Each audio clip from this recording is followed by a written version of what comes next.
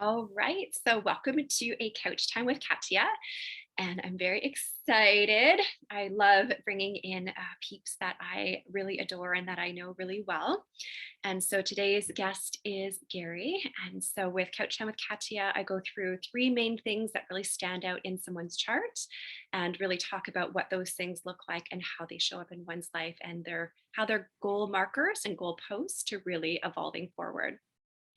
So, I'll do a little intro of how I know Gary and my experience of Gary, and then I look forward to Gary taking over in his very mercurial way, which is going to be a good key point to what we talk about today.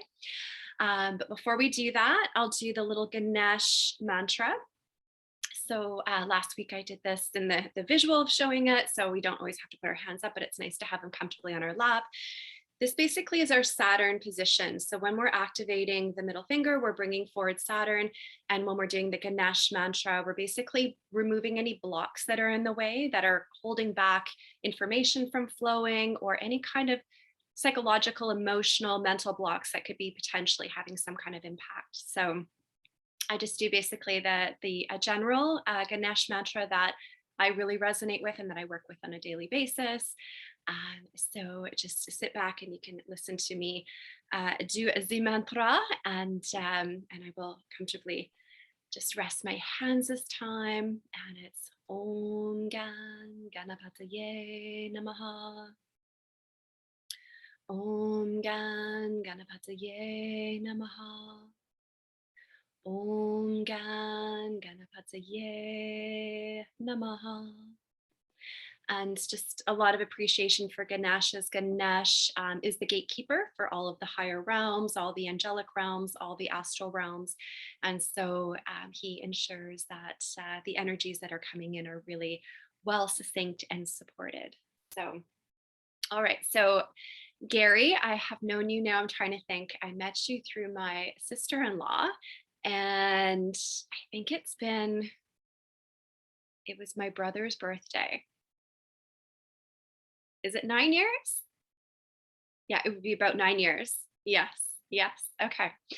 So right away, it was funny because my sister-in-law was saying, "Oh, you're going to really get along with this person," and yeah, we just hit it off talking about development work, personal journey work, medicine work, and all kinds of things that came up in topic. And so as I'm going to cover in your chart, you are definitely probably one of the deepest researchers and information. I must call you I mean, unless it lands and resonates, I call myself a personal development junkie.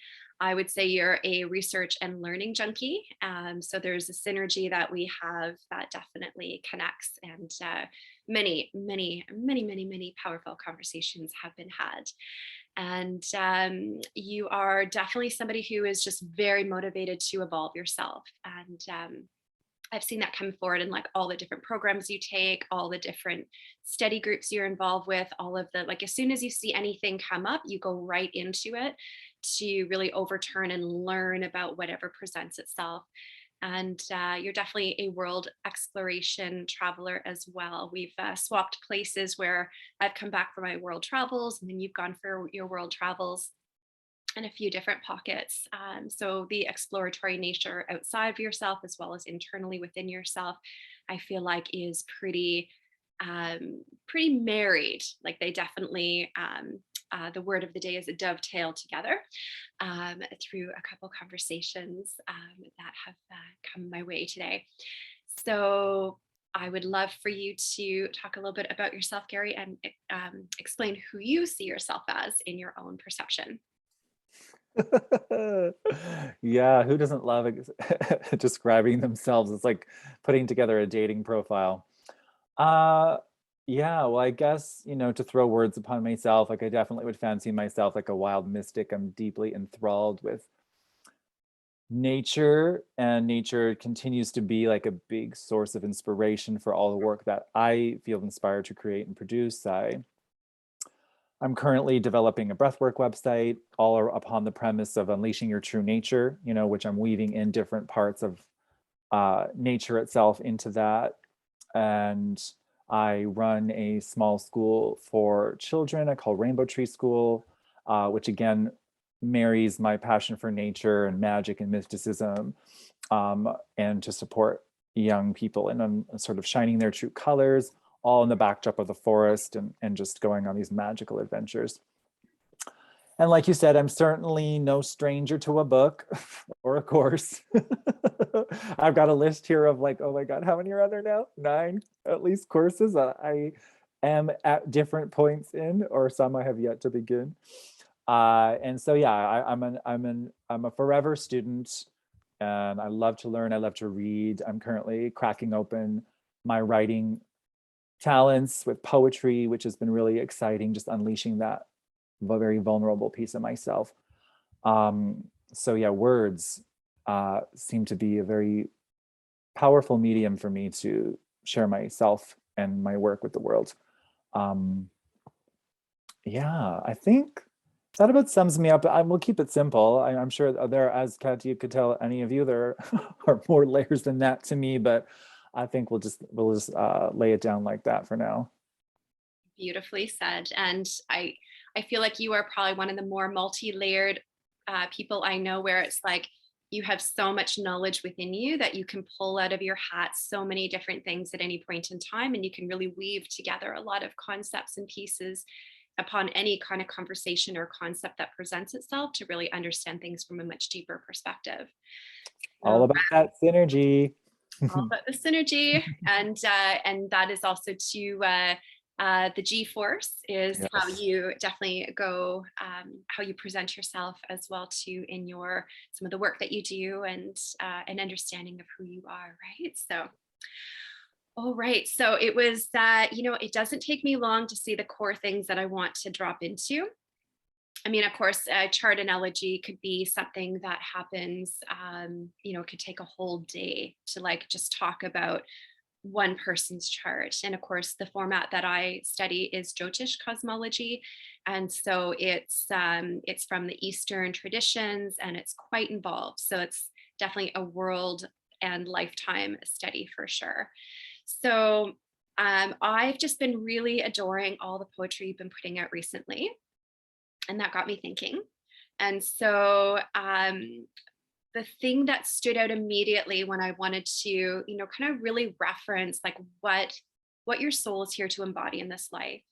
And your Art Makarka. So I know I've mentioned this in a couple other videos. Art Makarka and Amart Makarka is your highest degree planet, and then your second highest degree planet from the indicators that come through the Jyotish analogy points. And so the Art Makarka is your highest degree, and it also shows what your soul is here to fulfill. So what is the main mission that your soul is here to really embody and focus on? And it is Mercury. And so Mercury is all about communication. It's the crafting of communication. It's the ability to bring through communication in a way that is able to really touch people in a way that just opens up the cavern of the mind. We think of our like you see people in life where it's like you see their essence flowing, and you see them really inspired, and there's a moving energy, and it's really powerful, and it's really palpable, and very potent. There's some P words. And I feel like those are people that it's like something has like ricocheted a part of themselves open, and there's just such a gusto of energy moving through them. It's just so juicy, and so like there's an exciting energy to it. And that's to me what, really good poetry, really good writing, really crafted writing, like, or like speaking, singing, where there's that ability to really open someone up to a part of themselves that is maybe dormant, and it activates open like that energy to start moving, that energy to start thinking in a different way, to open up the perspective in a different way. And you definitely, I mean, having this Mercury component is very, very telltale of that. And that's, your expression, whether it's working with the kids, whether it is, and that's like bringing forward concepts to open up these little kids' minds, and like really help them to stay on track with like a true nature to who they are, to really be able to allow them to access that within themselves, especially where a lot of society shuts down on a psychological level a big aspect of who we are. That's, sort of the nature and the creation in a lot of ways. So how to continue to keep oneself open and continue to expand that open, definitely through the written and spoken word, is super, super, super powerful. And then your second highest degree is the moon. So basically that is how you get to your highest point. So all the books, like, I mean, I love this picture of you right now with all the books behind you and all the crystals and all the singing bowls. And it's like, this is a very good imprint to see like who you are. And the moon, so the crafting of the mind and the overturning of understanding different aspects of self, and the journey that one undergoes when they're doing personal development work is overturning and coming to higher levels of understanding of the self. And of course, when we have higher levels of understanding of the self, then that also ricochets into other people, it ricochets into the world at large. And so your moon it's very, very powerful. And the other piece that really, really stood out, like tying it all together, just this point alone, because I mean, there's so many points to look at. And I also, well, okay, I'm going to tie a couple points together in one point. So there's something called your Sri Lagna. And so Sri Lagna is connected into Lakshmi. And for anybody that understands a little bit of the Hindu gods and goddesses, that is connected into this energy of basically like wealth and like moving, creative, very potent, powerful, happy energy. And so there's a point called your Sri Lagna point where we look to see where is that position and how is that being activated. And so that's sitting in Jishta. So this is where we're getting into the nakshatras, which are those lunar mansions that bring down the influences and the rays of information into the planetary alignments that then activate those alignments open for ourselves. And so Jishta is all about the researcher. It's all about the understanding things, like turning things over, like from a very like a very skilled level. It's different than I spoke about Mula last week. It's different than Mula. Mula is like diving right down to the depth of something, down to the core. There's some similar quality traits. Jishta is like you see a lot of lawyers with Jishta, where there's a crafting and an awareness, and there's like a pulling of information from multiple streams to understand something and to be able to really web together an understanding of something on like a multiple, like multi-complex kind of way. And so that's sitting in your 10th house, and your 10th house is all about career and career focus. And so it goes to show that your placement where like wealth and abundance and the flourishing of creative energy is wanting you to move through the energies of using your voice, using your creativity, using that mercurial energy to really activate open your 10th house placement. So it's through that craft is where your gifts lie, and opening up your wealth point. So I felt that was just so beautiful to see it like all come together in one. I'm looking at a few different charting pieces as I'm speaking to you. And one other piece that really stood out that I think is very helpful as well too, because I tend to attract to me the outsider. And so the outsider is usually where there's not as much family support, or family is very disconnected from being able to really understand who one is. And so we see that a lot of the time when Saturn is aspecting, so it's sending its energy onto the sun placement. And in this position, Saturn is aspecting both your sun and moon in the second house. So what it does is it just creates a bit of a disconnect. Doesn't mean that there can't be loving, warm vibes and that there can't be, an understanding of different life walk. But what it does do is it creates usually like a little bit of like, you need to walk your own path to identify who you are. And so that's part of the beauty of what that looks like. And what this means is for you to really claim yourself in this life. And I really feel like, the way that that comes through for you is in, the power of your research, your power of your understanding, the esoteric metaphysical parts of yourself, and of course, esoteric means the hidden sciences, the hidden sciences of how this world is webbed together. What's the magic that really brings it together from a very grounded place, not from, it can be fun to be airy fairy, but also from a very solidified, like, what is the science that actually explains how everything is formed? How do we get into like the quantum fields of understanding these realms? It goes very, very deep. So I'm curious your takeaway on those pieces.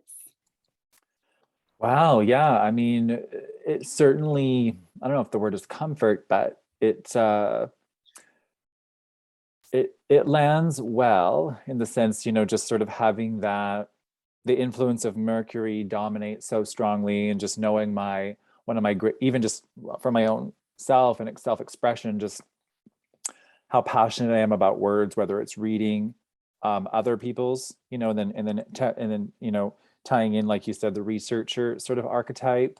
Because yeah, I'm like so thirsty for learning, and I love to learn and expand and grow and have my perceptions challenged, so that I can continue to grow, and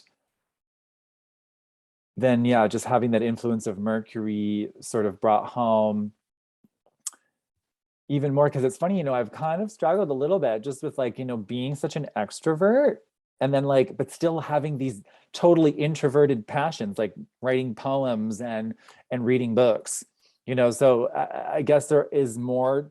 I'm excited by what you said, because like it does feel there could potentially be this natural sort of flow of creativity around words, whether just moving into song, shit, like from poem into song, and really finding my voice there as well, using my gift with words, and turning whatever flows forth into song. So I really value that. Again, too, it's helpful just to like, oh, so that's why I'm so like obsessed with reading books and learning. And I just couldn't, it's one of my biggest expenses outside of groceries, I would say, is my hunger for knowledge, and I know it's all within, I understand that, but I really value just the exchange of ideas that comes from learning alongside other people's journeys. Yeah, I think that's some of my biggest takeaway. Yeah.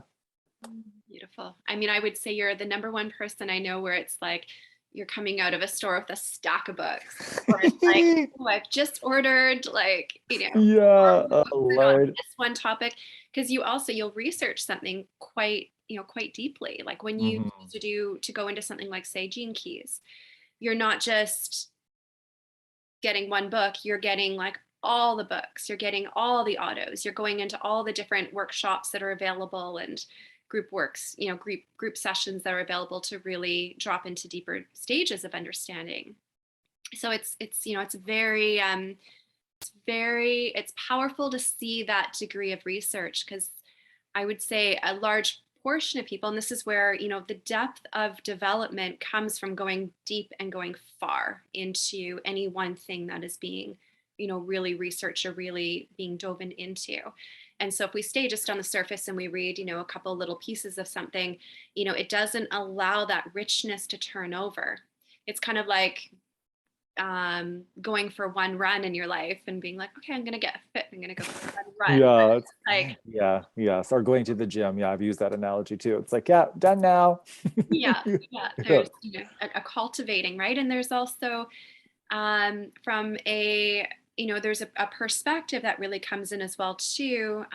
This comes from some of my teachings that I've studied in the past, that we have different forms of energies that really fulfill the soul and the being.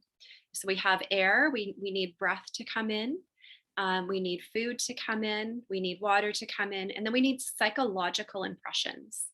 So psychological impressions aren't something that you can just go out there and access. That it actually requires um, being influenced by either really deep, rich conversations where these types of things are coming up to the surface, that actually fill and give a nourishment on a very deep level to the core of the soul, um, through those psychological impressions. So that can come through the reading and the psychological study on one's own, or by, really having these kinds of conversations where it goes rich and it goes really, really deep.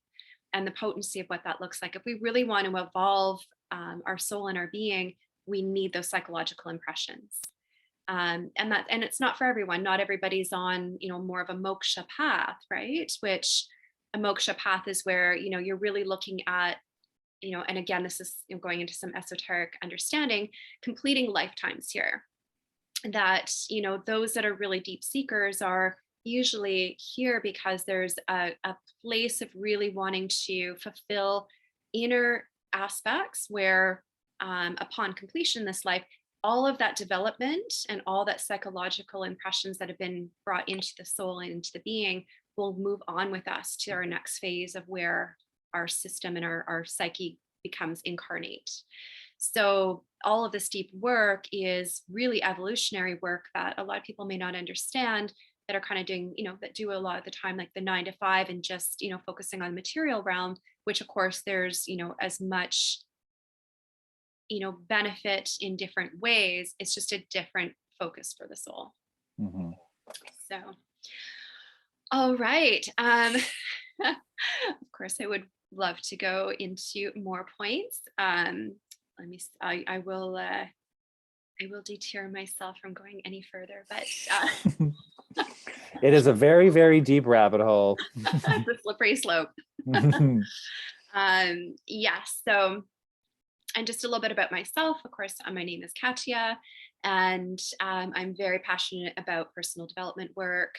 Definitely a personal wellness and personal development junkie. I definitely own that. And yeah, if you want to reach out to me in any way, shape, or form for learning more about your chart or any kind of healing work, I do shamanic energy healing, cranial sacral, shamanic Reiki, all combined into one, as well as I'm a holistic wellness coach and counselor, and of course very deeply into Jyotish cosmology and understandings. All right, so thank you so much, Gary, for playing with me today and being open to me opening up a fraction of your chart and speaking to that. Awesome. Well, thank you. I appreciate it. And yeah, blessed be. Blessed be. All right. Mwah.